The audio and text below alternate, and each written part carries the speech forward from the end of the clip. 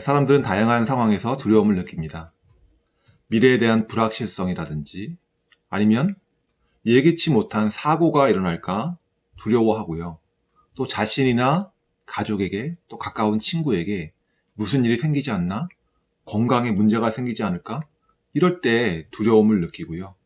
또 새로운 일이나 시험에 혹시 내가 실패하지 않을까? 두려워하기도 하고 또 사람과의 관계에서 두려움을 느끼기도 합니다. 여러분은 어떤 때 가장 두려움을 느낍니까? 정도의 차이가 있지 우리는 모두 다 두려움을 느끼고 두려움을 가지고 살아갑니다. 그래서인지 성경에서는요, 두려워하지 말라는 말씀을 참 많이 합니다. 어떤 분이 세보니까 300번 이상 두려워하지 말라고 성경에서 말씀하셨대요. 예수님도 우리에게 두려워하지 말라 이렇게 말씀을 많이 하셨어요. 그런데 예수님은 하지만 딱 한 가지만큼은 꼭 두려워해라 라고 말씀하세요. 그 한 가지가 뭐예요? 마태복음 10장 28절입니다. 그리고 몸은 죽일지라도 영혼은 죽이지 못하는 일을 두려워하지 말고 영혼도 몸도 둘 다 지옥에 던져서 멸망시킬 수 있는 분을 두려워하여라. 무슨 말이에요? 세상 권세 잡은 자들을, 너희들 핍박하는 자들, 그들을 두려워하지 말고 오직 하나님만을 두려워해라. 하나님을 두려워해라. 하나님을 경외하라고 가르치시는 거죠. 하나님을 경외하는가? 경외하지 않는가? 이것이 오늘 사무엘상 17장에서 골리앗과 맞서 싸우는 사울과 다윗의 차이였습니다. 벌써 40일째입니다. 블레셋의 장수 골리앗이 나와서 싸움을 부추깁니다. 이스라엘에는 사람이 아무도 없냐? 순 겁쟁이들 뿐이냐? 빨리 한 명 나와라. 나랑 1대1로 붙어보자. 골리앗이 외치는 거예요. 골리앗은요, 덩치가 크고요. 또 투구를 쓰고 갑옷을 입고 긴 창과 칼을 차고 나와서 지금 나랑 한번 붙어보자고 얘기하는 겁니다. 아니, 빈틈이 없어 보여요. 골리앗은 어릴 때부터 장사였고 어려서부터 싸움에 이골이 난 사람이었습니다. 그의 목소리가 전쟁터에서 쩌렁쩌렁 울려 퍼지는데 이스라엘에서는요, 아무도 나서는 사람이 없어요. 그래서 사울왕이 그와 맞서 싸워서 승리하는 자에게는 내가 큰 상을 내리겠다. 내가 사위 삼겠다. 이렇게까지 약속을 하지만 아무도 나서지 않습니다. 사울도 이러지도 저러지도 못하고 있어요. 시간이 점점 가면 갈수록 어때요? 이스라엘의 사기는 땅에 떨어지고 적군인 블레셋의 사기는 하늘로 치솟습니다.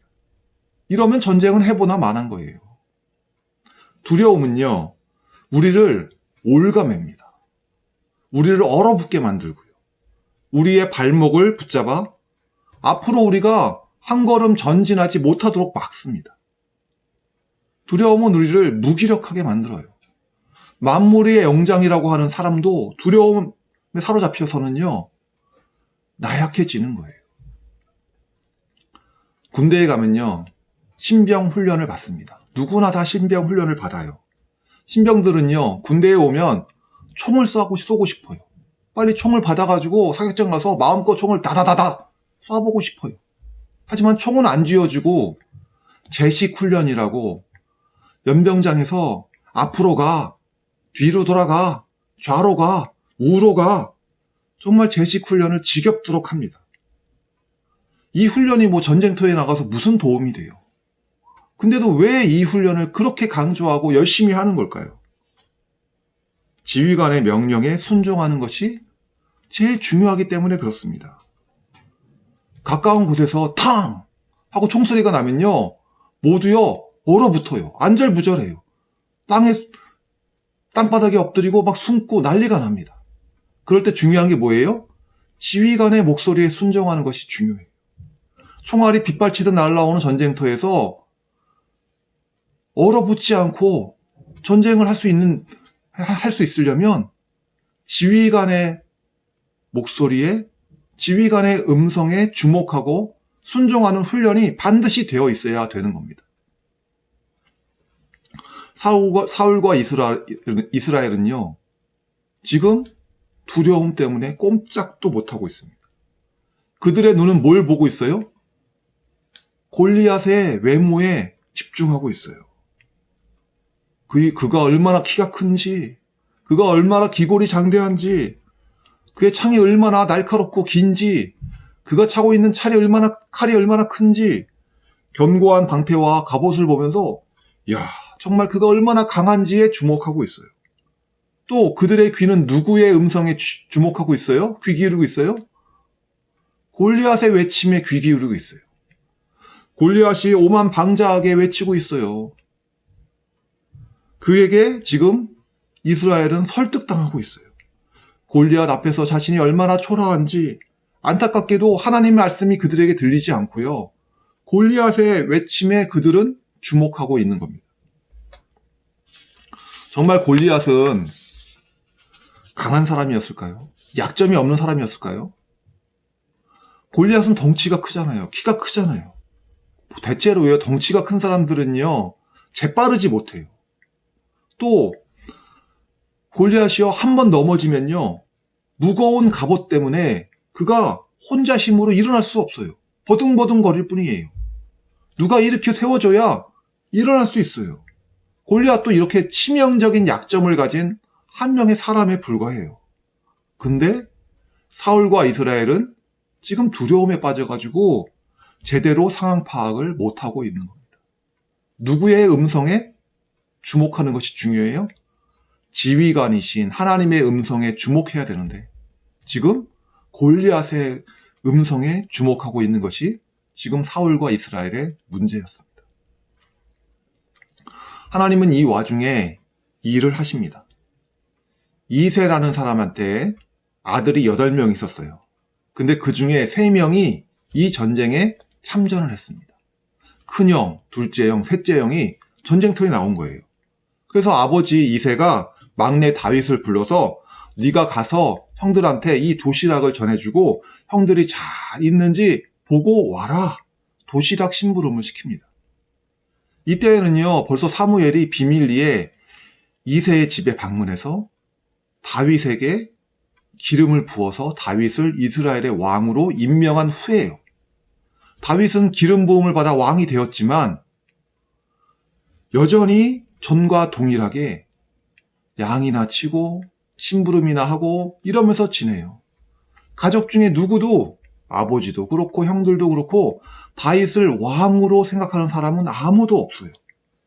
하지만 하나님은 다윗을 이스라엘의 왕으로 임명하셨고 이스라엘의 왕으로 다윗을 보아주십니다.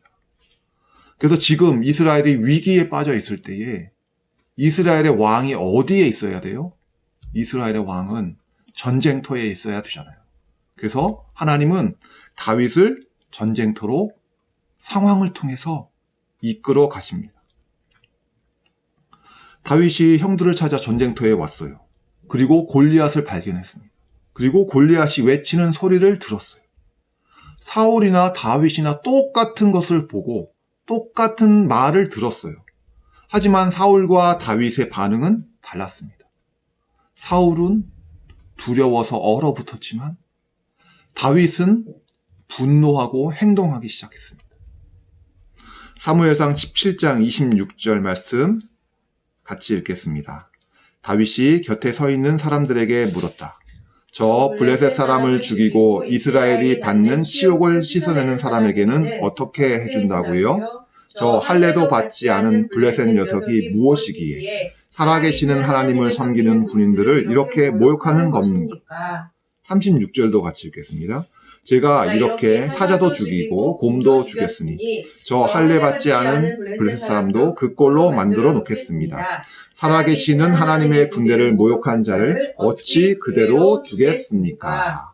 다윗이 하는 말 26절, 36절 공통적으로 하는 말이 뭐예요?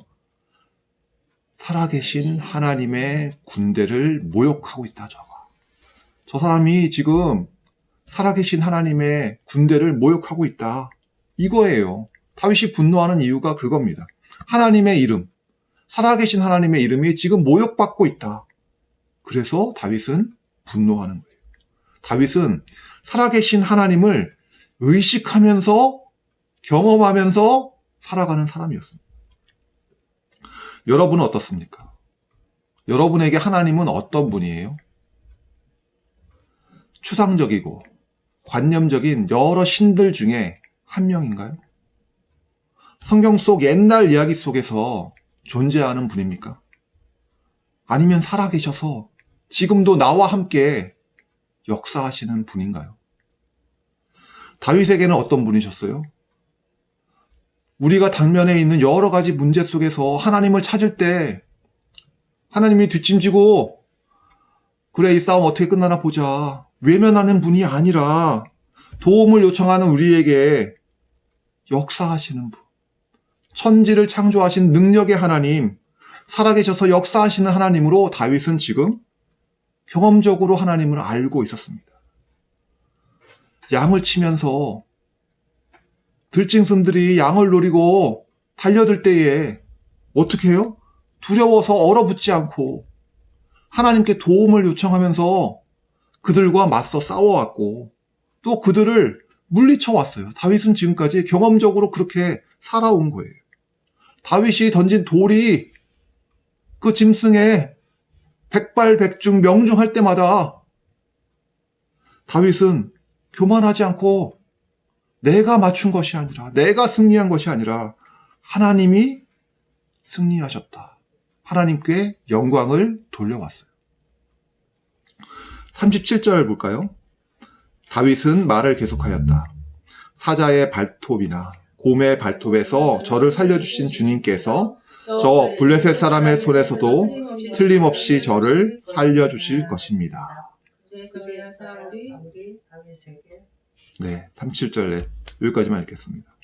지금까지 경험했던 작은 문제들 속에서 작은 승리들을 하면서 그 승리의 경험이 쌓이고 쌓여서 지금 다윗을 만든 거예요. 지금까지 나와 함께 해 오신 하나님께서 앞으로도 나와 함께 하실 것이고 지금 절체절명의 위기의 순간에도 나와 함께 저 골리앗과 맞서 싸우실 것이다. 다윗은 이 믿음을 갖고 있는 겁니다. 이 믿음을 갖고 있었기 때문에 모두들 두려워하는 골리앗을 향해서 성큼성큼 발을 내딜 수 있었고 맞서 싸우고 승리할 수 있었습니다. 믿음이 뭐라고 생각하세요? 내가 전능하신 하나님을 믿어요? 그러면 하나님께 내가 순종하는 거예요. 내가 할 수 있는 최선을 다하는 거예요. 그리고 나머지는 하나님께 맡기는 거예요. 그게 믿음 있는 사람이 살아가는 방식입니다. 시편 56편 3절에 이렇게 되어 있습니다. 두려움이 온통 나를 휩싸는 날에도 나는 오히려 주님을 의지합니다. 상황이 만만치 않을 수 있어요. 우리가 가지고 있는 것이 너무 부족해 보여요. 내 능력이 부족해 보이고 한계가 있어요. 하지만 기도하면서 하나님을 의지하면서 하나님이 가라 그러면 가는 거예요. 군사들이 지휘관의 명령에 집중하고 그의 음성을 듣고 순종하는 것처럼 우리도 하나님께 순종하는 거예요. 그리고 나면요, 나중에는요, 나의 부족함, 나의 한계들이요, 오히려 하나님께 영광을 돌리게 됩니다. 만약에 다윗에게 하나님께서 돌 5개를 허락한 게 아니라 수류탄 5개를 허락했다면 어땠을까요? 싸우러 나가기 좋죠. 얼마나 좋아요. 하지만 그 승리가 하나님께 영광이 되겠어요? 아니죠. 믿음에는요, 훈련이 필요합니다. 그냥 하루아침에 다윗이 다윗처럼 된 것이 아니에요. 다윗도 골리앗과 맞서 싸우기 전에 그 전에 많은 싸움이 있었어요. 작은 승리들, 들짐승들과 맞서 싸우는 그 작은 승리들, 작은 일부터 순종하면서 우리는 성장하는 겁니다.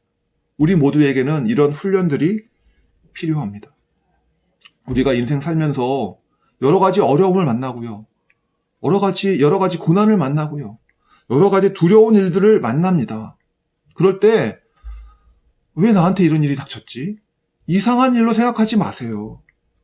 하나님이 다윗을 훈련시키듯이 우리를 훈련시키시는 거예요. 이런 과정을 통과해서 우리가 점점 하나님을 경험하게 되고 점점 우리의 믿음이 성장하게 될 겁니다. 오늘 말씀을 정리하겠습니다. 우리가 두려워해야 할 분은 누구예요?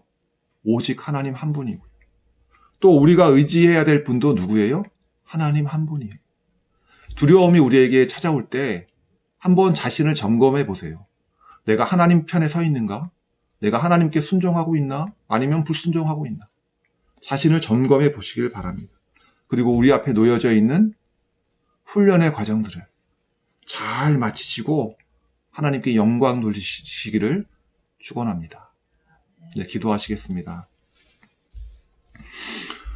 우리가 살면서 많은 문제들을 만납니다. 그 문제들을 만날 때 정말 두려워하게 됩니다. 하나님, 그럴 때마다 우리가 두려워하지 않게 하시고 얼어붙지 않게 하시고 다윗처럼 승리하게 하여 주시옵소서.